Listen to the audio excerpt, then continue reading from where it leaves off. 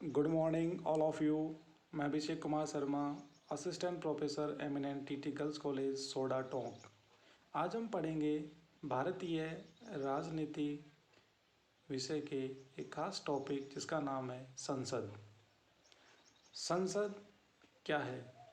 What is parliament? तो आइए हम देखते हैं कि संसद देश की सबसे बड़ी विधायी निकाय है। संसद राष्ट्रपति, दो सदन, लोकसभा और राज्यसभा से मिलकर बनती है। भारत के संविधान में अनुच्छेद 79 में संसद का प्रावधान है। कहने का तात्पर्य क्या है कि जो भारतीय संविधान है उसमें जो आर्टिकल 79 है उसमें ये प्रावधान है कि भारत में एक संसद होगी। ठीक है, आगे चलिए। ये कुछ इसके महत्वपूर्ण तथ्य हैं, जिसमें पहला है भारत का संविधान 26 जनवरी 1950 से प्रभावी हुआ। ठीक है। नंबर 2 है भारत में पहला आम चुनाव 1951-52 में हुआ। नंबर 3 है अप्रैल 1952 को प्रथम निर्वाचित संसद अस्तित्व में आई। ये तीनों ही क्वेश्चन हैं जो इम्पोर्टेंट क्वेश्चन भी है और ये कुछ इम्पोर्टेंट फैक्ट्स भी हैं। आगे है संसद की संरचना, स्ट्रक्चर ऑफ पार्लियामेंट, कि संसद किन किन से मिलकर बनेगी। तो सबसे पहले आती है लोकसभा। ठीक है। नंबर 2 है इसकी राज्यसभा और नंबर 3 है राष्ट्रपति।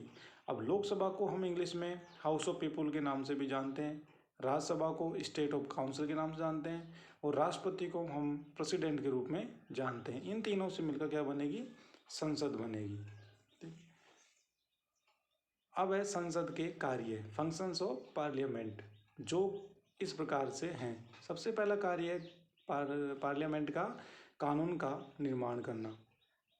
दूसरा कार्य है वित्तीय संबंधी कार्य। वित्तीय संबंधी कार्य से तात्पर्य है कि जो सरकार के पास जो कोष होता है, जो संचित निधि होती है, उससे आय और व्यय, ठीक है, लेन देन का हिसाब किताब रखना किसका कार्य है? संसद का है। नंबर 3 है मंत्रिमंडल पर नियंत्रण। जो मंत्रिमंडल होता है, जो मंत्री होते हैं इसमें शामिल होते हैं, उस पर नियंत्रण होता है। कहने का तात्पर्य है कि सरकार के पास जब तक बहुमत है तब तक ही मंत्रिमंडल अस्तित्व में रहेगा, वरना बहुमत नहीं है तो मंत्रिमंडल स्वतः ही खत्म हो जाएगा। नंबर 4 है निर्वाचन संबंधी कार्य। निर्वाचन संबंधी कार्य का तात्पर्य यहाँ पे यह है, वैसे तो भारत में चुनाव करवाने के लिए एक स्वतंत्र चुनाव आयोग का गठन किया गया है, लेकिन संसद का भी एक कार्य है निर्वाचन संबंधी कार्य। जो कार्य इसमें होता है राष्ट्रपति और उपराष्ट्रपति के जो चुनाव होते हैं, इसमें विधानसभा के मेंबर्स और संसद के मेंबर्स जो वोटिंग करते हैं, उसमें क्या होता है निर्वाचन मंडल होता है जिसके द्वारा राष्ट्रपति और उपराष्ट्रपति के चुनाव संपन्न होते हैं। वो कार्य किसका है? संसद कार्य है। नंबर 4 है संवैधानिक कार्य। संवैधानिक कार्य से तात्पर्य क्या है कि हमारी जो पार्लियामेंट है उसने सबको कार्य बांट रखे हैं, जैसे संघ सूची, समवर्ती सूची और राज्य सूची। तो संघ सूची का मतलब क्या है कि जो संघ सूची में सेंट्रल गवर्नमेंट है, जो केंद्र सरकार है, वही कानून बनाएगी। समवर्ती में दोनों बनाएंगे और राज्य सूची में केवल राज्य बनाएंगे। कई बार क्या होता है, राज्य में कुछ विषय को लेकर विवाद होते हैं, तो उनमें सबसे सुप्रीम जो होगा वो कौन होगी? पार्लियामेंट होगी। अंतिम निर्णय किसका होगा? पार्लियामेंट का होगा। तो ये कुछ संसद के कार्य हैं। अब आती है संसद के सत्र, सेशन ऑफ पार्लियामेंट। तो सबसे पहले हम जानेंगे कि संसद सत्र क्या है, व्हाट इज पार्लियामेंट सेशन। तो सबसे पहले हम जानेंगे कि संसद के सदस्यों द्वारा जनता के मुद्दों पर बहस करने और प्रस्ताव पर अपना मतदान करके अधिनियम का रूप प्रदान करने तथा पुराने अधिनियम में संशोधन करने के लिए जिस अवधि को निर्धारित किया जाता है उसे संसद सत्र कहा जाता है। कहते हैं जो एक टाइम पीरियड होता है इसमें जनता के मुद्दों पर चर्चा होती है। ठीक है, किसके अंदर होती है? संसद के अंदर।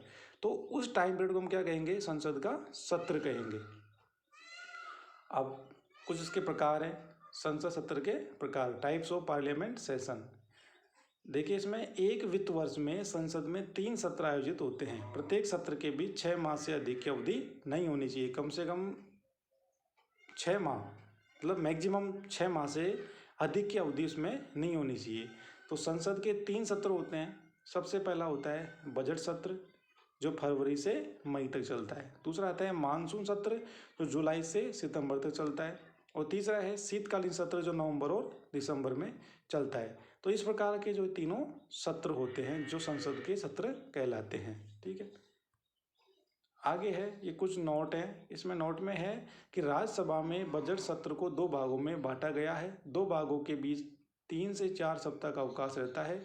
इस प्रकार से राज्यसभा में एक वर्ष में 4 सत्र आयोजित किए जाते हैं।